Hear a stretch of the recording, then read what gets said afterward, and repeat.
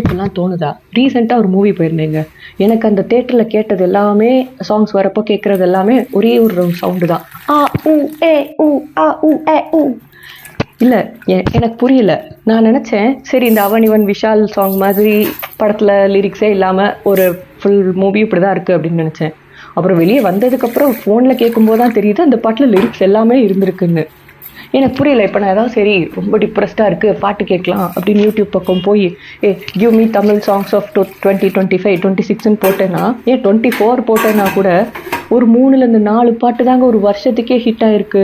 அந்த காலத்துலலாம் நம்மலாம் ஒரு 2012 அதுக்கு முன்னாடி ஒரு படம் ரிலீஸ் ஆச்சா, அதில் இருக்க எல்லா பாட்டையும் எப்படி கேட்போம் ஒரு லைன் விடாமல். இப்போ வெறும் 20-30 செகண்ட் ஹிட் ஆனாலே சாங் ஹிட்டு, படம் ஹிட்டு அப்படின்ற லெவலுக்கு ஆக்கிடுறானுங்க. எனக்கு புரியவே இல்லைங்க. உங்களுக்காவது புரியுதான்னு சொல்லுங்க.